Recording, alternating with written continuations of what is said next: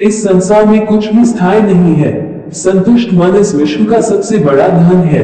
कर्म किए जाओ, फल की चिंता मत करो। भगवान प्रत्येक वस्तु में, प्रत्येक जीव में मौजूद है। आत्मा अमर है, इसलिए मरने की चिंता मत करो। आत्मा का अंतिम लक्ष्य परमात्मा में मिल जाना होता है, इंसान नहीं। उसका मन किसी का दोस्त या दुश्मन होता है। और बड़प्पन वह गुण है जो पर से नहीं, संस्कारों से प्राप्त होता है। व्यक्ति या जीव का कर्म ही उसके भाग्य का निर्माण करता है। वर्तमान परिस्थिति में जो तुम्हारा कर्तव्य है वही तुम्हारा धर्म है। और मन बहुत चंचल है, जो इंसान के दिल में उथल पुथल कर देता है। व्यक्ति या जीव का कर्म ही उसके भाग्य का निर्माण करता है। वर्तमान परिस्थिति में जो तुम्हारा कर्तव्य है वही तुम्हारा धर्म है। और मन बहुत चंचल है, जो इंसान के दिल में उथल पुथल कर देता है। जब वे अपने कार्यों में आनंद खोज लेते हैं तब वे पूर्णता प्राप्त करते हैं। श्री कृष्णा कहते हैं, प्रबुद्ध व्यक्ति के लिए गंदगी का ध्येय, पत्थर और सोना सभी समान है। आपके कर्म ही आपकी पहचान है, वरना एक नाम के हजारों इंसान हैं। धर्म केवल कर्म से होता है, कर्म के बिना धर्म की कोई परिभाषा ही नहीं है। और भगवान श्री कृष्णा कहते हैं, अहंकार करने पर इंसान की प्रतिष्ठा, वंश, वैभव तीनों ही समाप्त हो जाते हैं।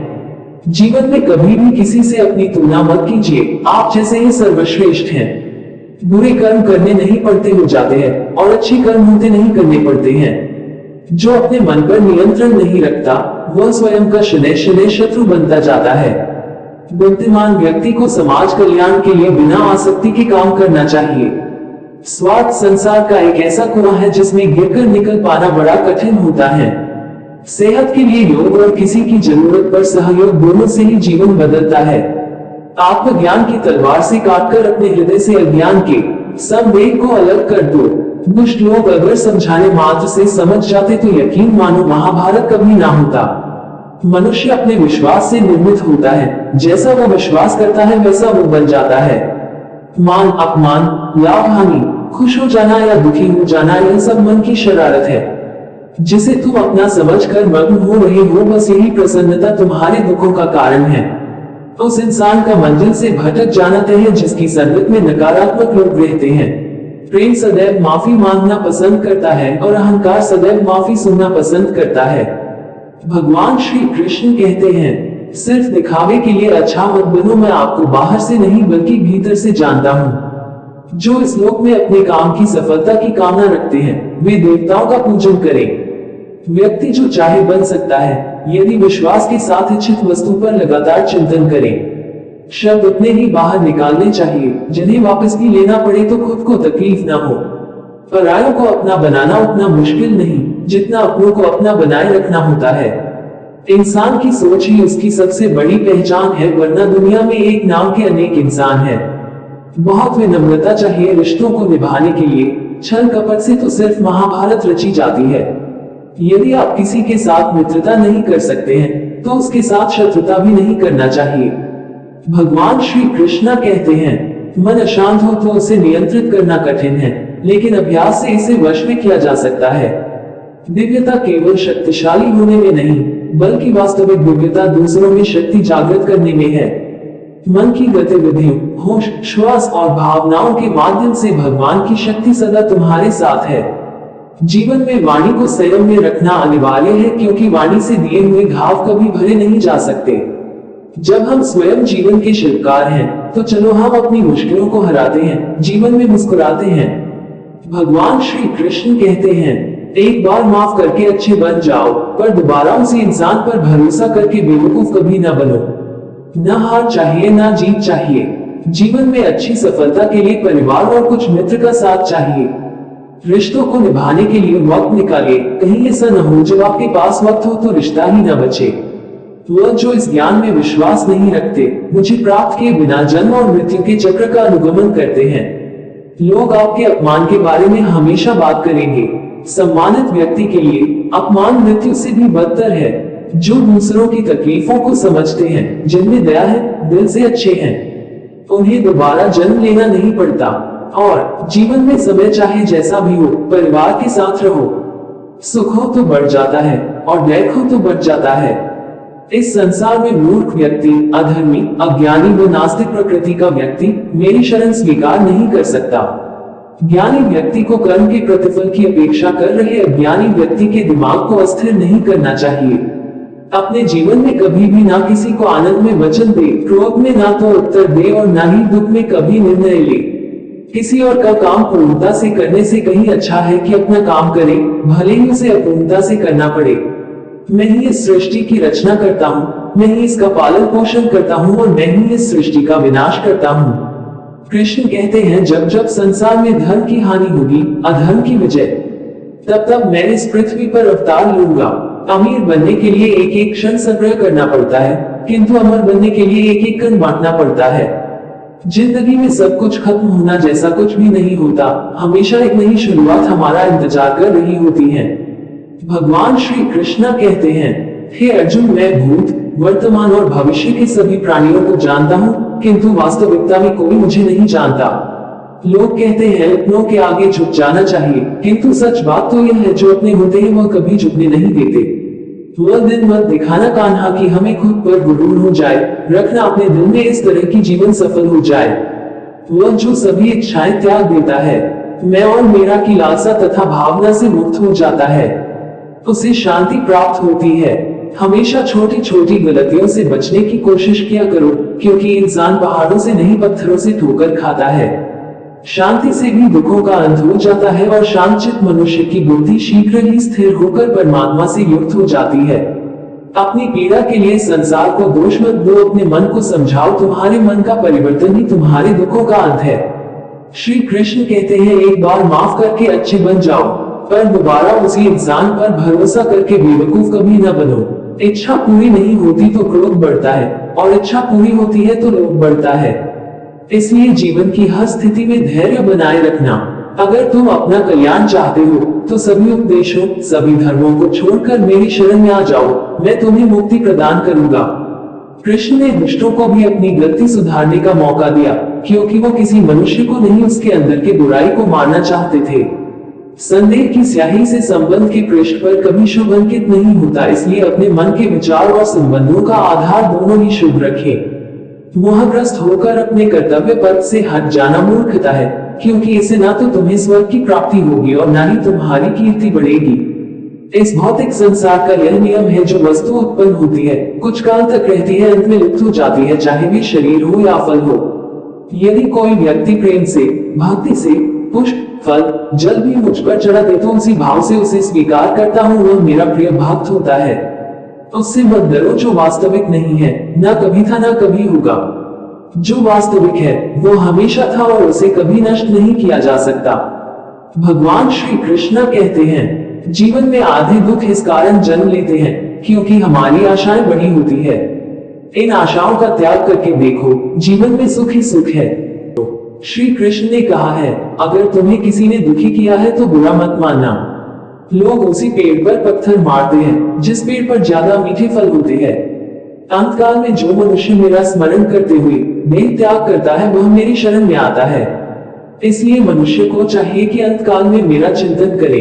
यह सच बात है कि भूल करके इंसान कुछ सीखता है, परंतु इसका यह मतलब नहीं कि वह जीवन भर भूल करता रहे और कहे कि हम सीख रहे हैं। कृष्ण कहते हैं, इस जगत में मनुष्य भौतिक वस्तुओं का भोग कर सकता है। अगर वे चाहे तो सब कुछ छीन सकते हैं, मनुष्य कुछ भी नहीं कर सकता।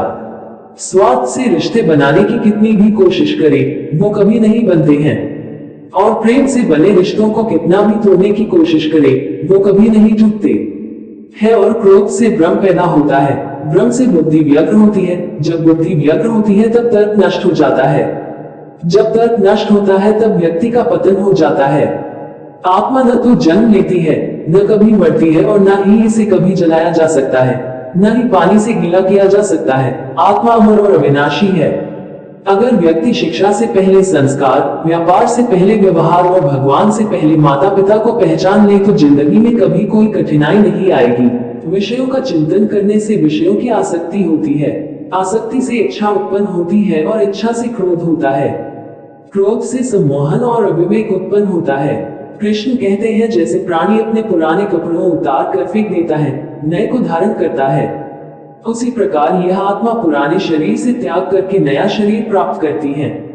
तुम उसके लिए शोक करते हो जो शोक करने के योग्य नहीं है, और फिर भी ज्ञान की बातें करते हो। बुद्धिमान व्यक्ति ना जीवित और ना ही मृत व्यक्ति के लिए शोक करते हैं। मन की गतिविधियों, होश, श्वास और भावनाओं के माध्यम से भगवान की शक्ति सदा तुम्हारे साथ है और लगातार तुम्हें बस एक साधन की तरह प्रयोग कर सभी कार्य कर रही है। हर किसी के अंदर अपनी ताकत और अपनी कमजोरी होती है। मछली जंगल में नहीं दौड़ सकती और शेर पानी में राजा नहीं बन सकता, इसलिए अहमियत सभी को देनी चाहिए। धर्म युद्ध में कोई भी व्यक्ति निष्पक्ष नहीं रह सकता है।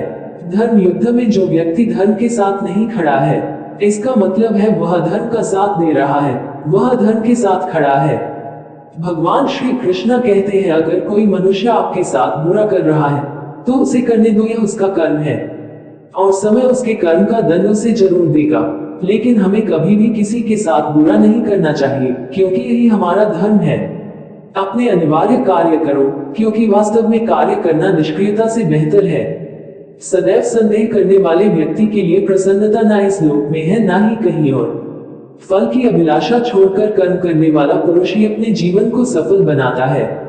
धरती पर जिस प्रकार मौसम में बदलाव आता है, उसी प्रकार जीवन में भी सुख दुख आता जाता रहता है।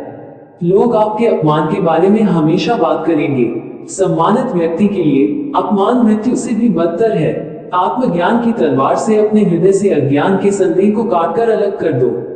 उठो, अनुशासित रहो, और सफलता जिस ताले में बंद रहती है वह दो चाबियों से खुलती है। एक कठिन परिश्रम और दूसरा दृढ़ संकल्प। मैं भूतकाल, वर्तमान और भविष्य काल के सभी जीवों को जानता हूँ, लेकिन वास्तविकता में मुझे कोई नहीं जानता है। जो दान कर्तव्य समझकर बिना किसी संकोच के किसी जरूरतमंद व्यक्ति को दिया जाए, वह सात्विक माना जाता है। जो पुरुष सुख तथा दुख में विचलित नहीं होता और इन दोनों में संभाव रहता है, वह निश्चित रूप से मुक्ति के योग्य है।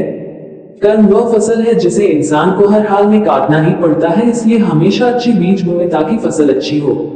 जो लोग भक्ति में श्रद्धा नहीं रखते, वे मुझे पा नहीं सकते। अतः वे इस दुनिया में जन्म मृत्यु के रास्ते पर वापस आते रहते हैं। मैं धरती की मधुर सुगंध हूँ, मैं अग्नि की ऊष्मा हूँ, सभी जीवित प्राणियों का जीवन और सन्यासियों का आत्मसंयम भी मैं ही हूँ। वह जो सभी इच्छाएं त्याग देता है और मैं और मेरा की लालसा और भावना से मुक्त हो जाता है, उसे शांति प्राप्त होती है। मेरे लिए ना कोई घृणित है ना प्रिय, किंतु जो व्यक्ति भक्ति के साथ मेरी पूजा करते हैं, वो मेरे साथ है और मैं भी उनके साथ हूँ। मनुष्य को जीवन की चुनौतियों से भागना नहीं चाहिए और न ही भाग्य और ईश्वर की इच्छा जैसे बहानों का प्रयोग करना चाहिए। मनुष्य को परिणाम की चिंता किए बिना, लोभ लालच बिना एवं निस्वार्थ और निष्पक्ष होकर अपने कर्तव्यों का पालन करना चाहिए। जिस तरह प्रकाश की ज्योति अंधेरे में चमकती है, ठीक उसी प्रकार सत्य भी चमकता है। इसलिए हमेशा सत्य की राह पर चलना चाहिए। जिस मनुष्य के अंदर ज्ञान की कमी और ईश्वर में श्रद्धा नहीं होती, वो मनुष्य जीवन में कभी भी आनंद और सफलता को प्राप्त नहीं कर पाता। जब जब इस धरती पर पाप, अहंकार और अधर्म बढ़ेगा, तो उसका विनाश कर धर्म की पुनः स्थापना करने हेतु मैं अवश्य अवतार लेता रहूंगा।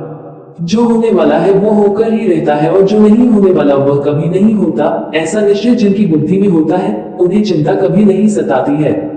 अपने परम भक्तों, जो हमेशा मेरा स्मरण या एक चित्त मन से मेरा पूजन करते हैं, मैं व्यक्तिगत रूप से उनके कल्याण का उत्तरदायित्व लेता हूँ। जो कोई भी व्यक्ति जिस किसी भी देवता की पूजा विश्वास के साथ करने की इच्छा रखता है, मैं उस व्यक्ति का विश्वास उसी देवता में दृढ़ कर देता हूँ। अच्छे कर्म करने के बावजूद भी लोग केवल आपकी बुराइयां ही याद रखेंगे, इसलिए लोग क्या कहते हैं इस पर ध्यान मत दो, तुम अपना कर्म करते रहो। मानव कल्याण ही भगवत गीता का प्रमुख उद्देश्य है। इसलिए मनुष्य को अपने कर्तव्यों का पालन करते समय मानव कल्याण को प्राथमिकता देना चाहिए। इतिहास कहता है कि कल सुख था, विज्ञान कहता है कि कल सुख होगा, लेकिन धर्म कहता है कि अगर मन सच्चा और दिल अच्छा हो तो हर रोज सुख होगा। क्रोध से भ्रम पैदा होता है, भ्रम से बुद्धि व्यग्र होती है, जब बुद्धि व्यग्र होती है तब तर्क नष्ट हो जाता है। अपने आप को ईश्वर के प्रति समर्पित कर दो, यही सबसे बड़ा सहारा है।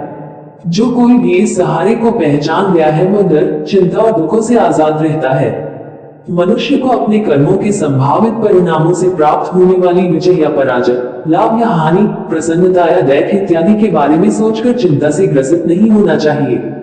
तुम क्यों व्यर्थ में चिंता करते हो? तुम क्यों भयभीत होते हो? कौन तुम्हें मार सकता है? आत्मा न कभी जन्म लेती है और न ही इसे कोई मार सकता है। ये ही जीवन का अंतिम सत्य है। जिसने मन को जीत लिया है, उसने पहले ही परमात्मा को प्राप्त कर लिया है, क्योंकि उसने शांति प्राप्त कर ली है। ऐसे मनुष्य के लिए सुख दुख, सर्दी गर्मी और मान अपमान एक से है। भगवान श्री कृष्ण कहते हैं, जिसने मन को जीत लिया है, उसने पहले ही परमात्मा को प्राप्त कर लिया है, क्योंकि उसने शांति प्राप्त कर ली है। ऐसे मनुष्य के लिए सुख दुख, सर्दी गर्मी और मान अपमान एक से है। न तो यह शरीर तुम्हारा है और न ही तुम इस शरीर के मालिक हो। यह शरीर 5 तत्वों से बना है, आग, जल, वायु, पृथ्वी और 6 आकाश।